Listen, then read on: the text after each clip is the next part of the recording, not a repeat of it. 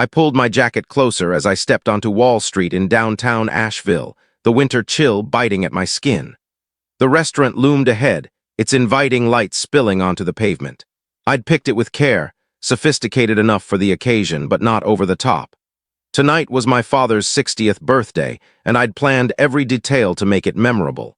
The hostess guided me to the private dining area I'd reserved, a cozy corner with high brick walls and warm lighting.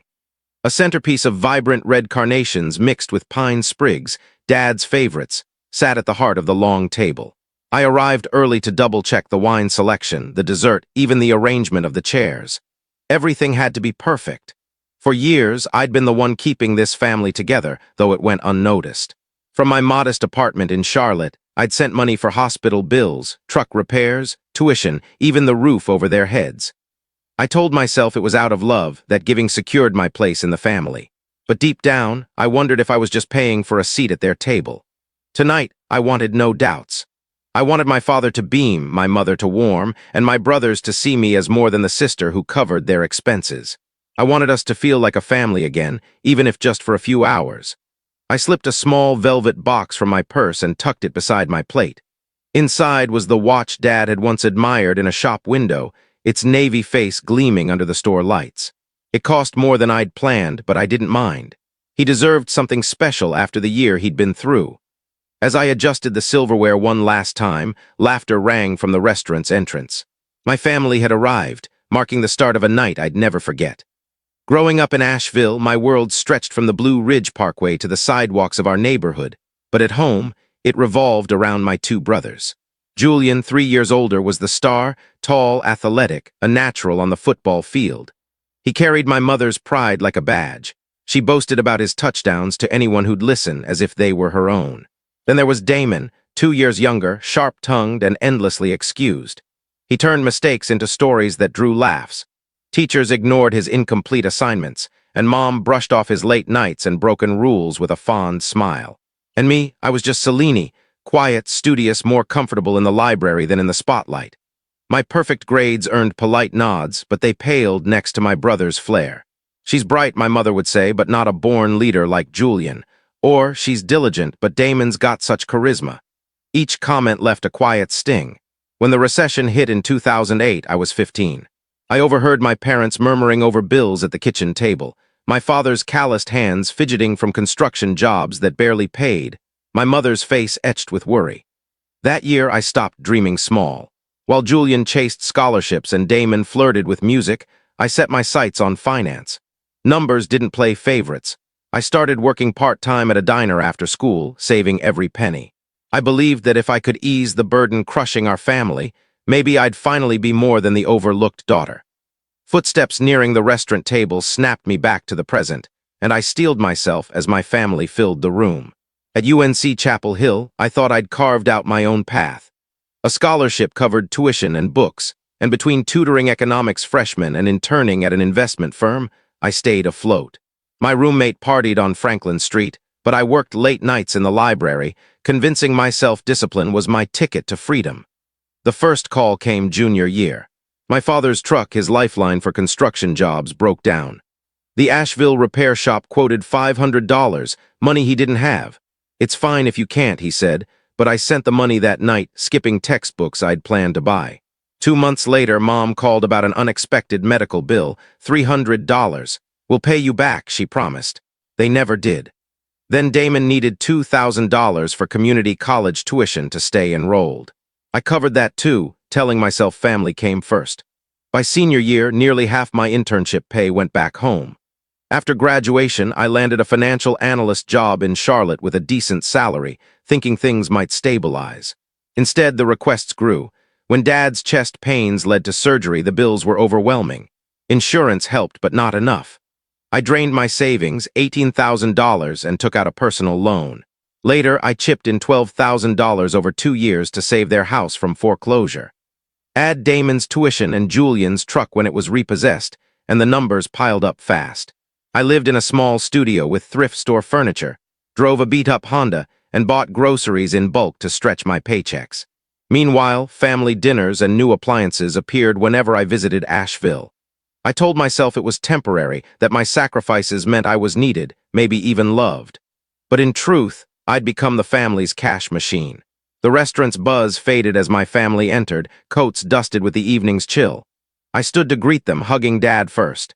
He looked well, his cheeks flushed with health post-surgery. The blazer I'd gifted him for Christmas fit perfectly. For a moment, that sight made every sacrifice worthwhile. We settled around the table, menus passed, candles flickering against the brick walls. The server brought the Cabernet I'd chosen, and Dad's face lit up when he saw the label. "My favorite," he said, patting my shoulder. I smiled, not mentioning the $80 price tag. Tonight wasn't about costs. When gift time came, I waited as the others went first. Julian gave a polo shirt and a woodworking book. Damon offered a framed photo from a fishing trip last summer. Both gifts were simple, heartfelt, and Dad thanked them warmly. Then I reached for the velvet box. "This one's from me," I said, sliding it across the tablecloth. Dad opened it slowly, and when the Omega Seamaster caught the light, he gasped.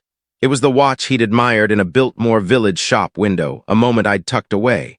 "Cellini," he whispered, voice thick. His eyes glistened as I helped clasp it on his wrist. "It's perfect." For a fleeting moment, I felt I belonged. But when I looked up, Julian's smile was strained, his gaze locked on the watch with a familiar shadow. Damon whistled low, shaking his head. "Must have cost a fortune," he muttered, half joking, half something else. Across the table, Mom's face tightened, her lips a thin line, her eyes holding something cold, waiting to strike. The first jab came so smoothly I almost thought I'd misheard. We just ordered appetizers when Mom leaned back, her smile sharp. "Not everyone can afford places like this," she said, eyes on me. "But I guess when you're single with no responsibilities, it's easy to splurge." Julian chuckled, raising his glass. Damon joined in, laughing as if it were all lighthearted. I sipped my wine, saying nothing. Dad tried to shift the mood, sharing a story about an old job site, but Mom struck again. "Cellini, you must work 60-hour weeks to fund your lifestyle. No wonder you don't have time for real life." She paused, letting the words hang. "Some people get so caught up in money, they forget about warmth." Julian leaned toward Damon.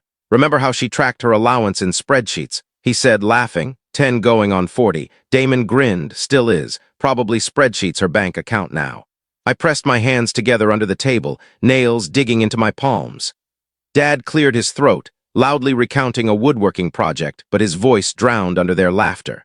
My recent breakup flashed in my mind, still raw, and before I could push it away, Mom landed another blow. Marcus was right. A man doesn't want to compete with numbers and deadlines forever. The words cut deep, his name weaponized at this table, leaving me reeling. The candles flickered, shadows dancing across their faces. I wondered if other diners noticed the shift at our table, the subtle venom masked as jest, the way my family made me a punchline. Each laugh, each sidelong glance, felt like a fresh cut, and as I sat there, smiling tightly, the wounds began to bleed. By the time entrees were cleared, I felt battle-worn. Dad tried to keep things light, sharing stories from his youth, but Mom twisted every word I said into something sharp. When I mentioned a recent promotion, she smiled thinly. "Of course, Cellini's climbing the ladder. She always knows how to buy affection." The words stung like a slap. My fork froze midair, the taste gone from my mouth. Julian and Damon laughed awkwardly, avoiding my gaze. Dad shook his head. "Orally enough, this is a celebration." But Mom wasn't done.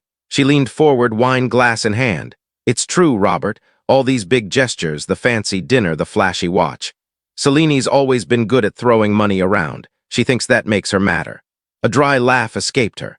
And then, as if the moment craved cruelty, she added, "But no matter what she buys, she's not even part of this family." The room froze. The clatter of dishes and chatter from other tables stopped at the door. Even the waiter with a tray hesitated. Her words echoed, unraveling years of sacrifice I'd worn like armor. I stared at her, at the smug tilt of her chin, then at Dad. He looked stunned, torn between shock and loyalty. Julian fidgeted, staring at his water. Damon's smirk faded into unease. My hands shook under the table, but my face stayed calm, my breathing steady. Inside, something broke, a quiet fracture that couldn't be fixed. I reached for my wine, lifting it with a steadiness that surprised me. Every eye was on me, waiting for tears, an argument, or an exit. Instead, I smiled faintly, the glass cool in my hand, and spoke. I raised my glass, pulse pounding in my ears, but my voice steady. "Perfect," I said clearly, loud enough for the table. "Then don't ask me for money anymore." The words landed like a thunderclap. No one laughed. I set the glass down, folding my hands. Let's be clear. $18,000 for Dad's surgery, $12,000 for the mortgage over 2 years, $8,000 when Julian's car was repossessed, $6,000 for Damon's tuition he never completed, $4,000 for the new roof, $3,000 for last winter's furnace repair. Each number hit harder, sinking into the silence. Damon's grin vanished and Julian slumped, staring at the tablecloth. Dad looked as if I'd struck him, his eyes wide, searching. And tonight, I said, gesturing to the plates, the wine, the flowers, $350 for this dinner, so Dad could celebrate with the people he loves. Paid by the daughter who's apparently not family. Mom's face fell, triumph replaced by panic. Her mouth opened, but no words came. She hadn't expected me to lay bare the ledger I'd kept for years. The silence grew heavy, even the kids at the table still, sensing something final. I sipped my wine slowly, holding her gaze. The truth was out, and there was no undoing it. The waiter approached warily, glancing between us. I pulled my credit card from its sleeve and handed it to him firmly. Actually, I said calmly, just my bill. Dad's head snapped up. Selene, don't, but I didn't look at him. I watched the waiter until he nodded and headed to the register. The silence was thick, broken only by Julian's fork clinking too loudly. Damon muttered something, but I didn't care to hear it. When the bill came, I signed it quickly, tipping generously. My meal, my wine, nothing else. I stood, slung my purse over my shoulder, and scanned the table one last time. Their faces seemed smaller, diminished by the truth they'd tried to hide. Outside, the Asheville night was crisp and clear. I walked past Pack Square's Art Deco storefronts, streetlights casting long shadows on the brick. Relief washed over me with each step. For the first time in years, I wasn't responsible for anyone else. By the time I reached Charlotte, my phone buzzed nonstop. Voicemails piled up, Dad begging me to call, Julian saying we could work it out, Damon half joking but panicked. I ignored them all. Then came Mom's message, her voice heavy but firm. Selene, I shouldn't have said that, but you can't just walk away. We can't cover the mortgage without you. Dad's medical bills aren't done. The credit cards are maxed. You know we need you. I let the phone sit silent on the counter, her words louder than the rest. It wasn't love she wanted. It was survival. The weeks after were quiet. At first, the calls came daily. Dad saying they were behind on the mortgage, Julian admitting he'd hidden their reliance from his wife, Damon confessing he'd been evicted and was crashing on a friend's couch. Each ended with some version of "we need you." But I didn't answer. I couldn't. For once, I chose myself. I booked a solo trip to Maui, something I'd delayed for years because of their bills, their crises.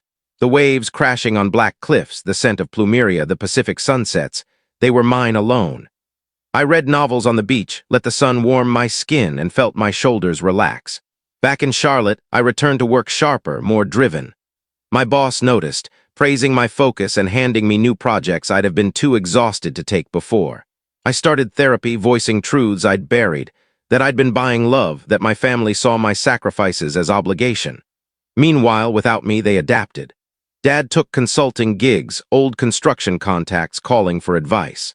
Julian, pushed by his wife, made a budget and stuck to it. Damon got a full-time job, trading late nights for steady pay. They weren't flourishing, but they were managing, and I wasn't their safety net. One evening in my apartment, my Maui suitcase still half unpacked, I realized I was free. My life was finally mine. A year later, I returned to Asheville. Dad called to say Mom had a mild heart attack, not fatal, but a wake-up call. Weeks later, a letter arrived in her handwriting, 5 pages of raw honesty. She admitted her jealousy, her resentment, how my independence made her feel small. Instead of pride, she wrote, I envied you. I punished you for succeeding where I felt I'd failed. I read it 3 times to believe it. Time and therapy had softened her, made her words kinder, more human. She didn't ask for money, just a chance to start over. So for Dad's 61st birthday, I agreed to return. We met again at the same restaurant where everything had shattered a year before. This time there were no barbs, no forced smiles. When the bill came, Julian paid first. Damon chipped in cash. Dad added what he could. I paid my share, nothing more, nothing less. For the first time, I wasn't carrying them. As the glasses rose in a toast, I met Mom's eyes across the table. Her smile was hesitant but genuine. For once, I didn't look for hidden thorns. Dad's voice rose above the clink of silverware. To family, he said. I raised my glass, but the word tasted different. I wasn't family because of what I gave. I was family because I demanded to be seen, respected, loved for who I was. In the end, what makes a family? The money you provide or the love you refuse to trade?